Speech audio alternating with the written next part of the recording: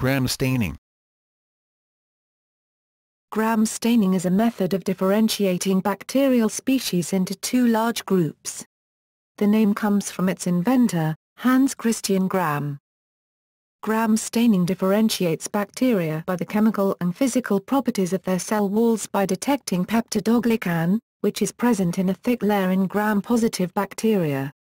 In a Gram stain test, gram-positive bacteria retain the crystal violet dye, while a counterstain, commonly zafranin or fuchsin, added after the crystal violet gives all gram-negative bacteria a red or pink coloring. The Gram stain is almost always the first step in the identification of a bacterial organism.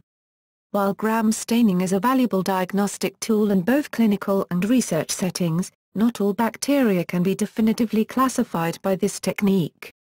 This gives rise to Gram variable and Gram indeterminate groups as well. History. The method is named after its inventor, the Danish scientist Hans Christian Gram, 1853–1938, who developed the technique while working with Carl Friedlander in the morgue of the City Hospital in Berlin in 1884. Gram devised his technique not for the purpose of distinguishing one type of bacterium from another but to make bacteria more visible in stained sections of lung tissue. He published his method in 1884, and included in his short report the observation that the typhus bacillus did not retain the stain. Uses. Gram staining is a bacteriological laboratory technique used to differentiate bacterial species into two large groups, gram-positive and gram-negative, based on the physical properties of their cell walls. Gram staining is not used to classify Archaea, formerly Archaea bacteria, since these microorganisms yield widely varying responses that do not follow their phylogenetic groups. The Gram stain is not an infallible tool for diagnosis, identification, or phylogeny, and it is of extremely limited use in environmental microbiology. It still competes with molecular techniques even in the medical microbiology lab. Some organisms are Gram variable, that means, they may stain either negative or positive. Some organisms are not susceptible to either stain used by the Gram technique. In a modern environmental or molecular microbiology lab, most identification is done using genetic sequences and other molecular techniques, which are far more specific and informative than differential staining. Gram staining has proven as effective a diagnostic tool as PCR, particularly with regards to gonorrhea diagnosis and Q8. The similarity of the results of both Gram stain and PCR for diagnosis of gonorrhea was 99.4% in Q8. Medical. Gram stains are performed on body fluid or biopsy when infection is suspected. Gram stains yield results much more quickly than culture, and is especially important when infection would make an important difference in the patient's treatment and prognosis. Examples are cerebrospinal fluid for meningitis and synovial fluid for septic arthritis. Staining mechanism. Gram-positive bacteria have a thick mesh-like cell wall made of peptidoglycan, 50 to 90% of cell envelope, and as a result is stained purple by crystal violet, whereas Gram-negative bacteria have a thinner layer, 10% of cell envelope, so do not retain the purple stain and are counter-stained pink by the zafranin. There are 4 basic steps of the Gram stain. Applying a primary stain, crystal violet, to a heat-fixed smear of a bacterial culture. Heat fixing kills some bacteria but is mostly used to affix the bacteria to the slide so that they don't rinse out during the staining procedure. The addition of iodide, which binds to crystal violet and traps it in the cell, rapid decolorization with alcohol or acetone, and counterstaining with zafranin. Carbylfuchsin is sometimes substituted for zafranin since it more intensely stains anaerobic bacteria, but it is less commonly used as a counterstain.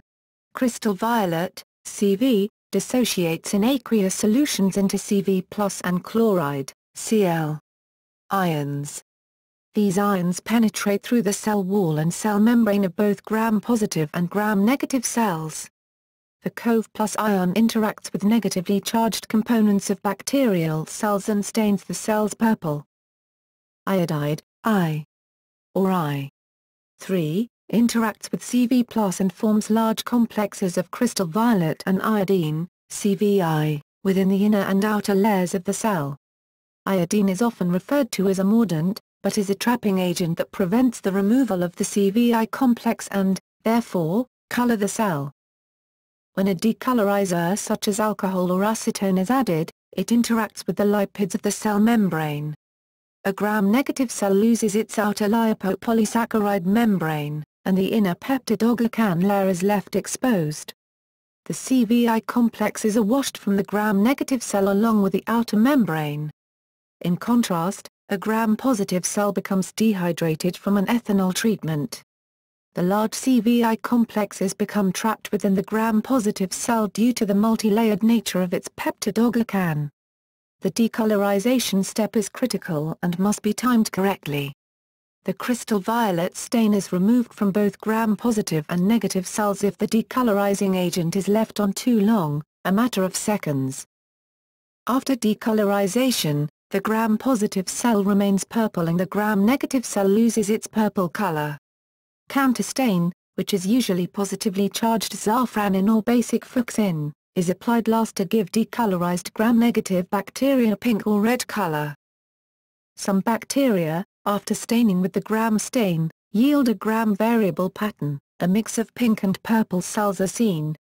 The genera Actinomyces, Arthabacter, Corynebacterium, Mycobacterium, and Propionibacterium have cell walls particularly sensitive to breakage during cell division, resulting in gram-negative staining of these gram-positive cells. In cultures of Bacillus, Butyrivibrio, and Clostridium, a decrease in peptidoglycan thickness during growth coincides with an increase in the number of cells that stain gram-negative. In addition, in all bacteria stained using the gram stain, the age of the culture may influence the results of the stain. Examples: gram-positive bacteria. Gram-positive bacteria generally have a single membrane, monoderm, surrounded by a thick peptidoglycan. This rule is followed by two phyla, firmicutes, except for the classes mollicates and negativicates, and the actinobacteria. In contrast, members of the Chiroflexi, green non-sulfur bacteria, are monoderms but possess a thin or absent, class Staphylococcaidates, peptidoglycan and can stain negative, positive or indeterminate. Members of the Deinococcus thermus group, stain positive but are diderms with a thick peptidoglycan. Historically, the gram-positive forms made up the phylum Firmicutes, a name now used for the largest group. It includes many well-known genera such as Bacillus, Listeria, Staphylococcus, Streptococcus, Enterococcus, and Clostridium. It has also been expanded to include the mollicates, bacteria like Mycoplasma that lack cell walls and so cannot be stained by gram, but are derived from such forms. Normally, if gram stain is done on acid-fast bacteria they show up as if they are gram-positive, mostly because of their thick cell wall. Gram-negative bacteria. Gram-negative bacteria generally possess a thin layer of peptidoglycan between two membranes, diderms. Most bacterial phyla are gram-negative, including the cyanobacteria, spirituats and green sulfur bacteria, and most proteobacteria and Escherichia coli. Exceptions being some members of the rickettsiales and the insect endosymbionts of the enterobacteriales. Gram-indeterminate bacteria. Gram-indeterminate bacteria, also known as gram-variable bacteria, do not respond predictably to gram staining and, therefore, cannot be determined as either gram-positive or gram-negative.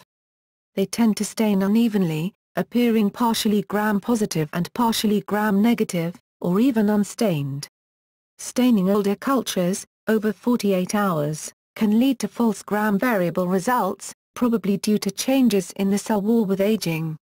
Gram-indeterminate bacteria are best stained using acid-fast staining techniques. Examples include many species of Mycobacterium, including M. tuberculosis and M. lepi.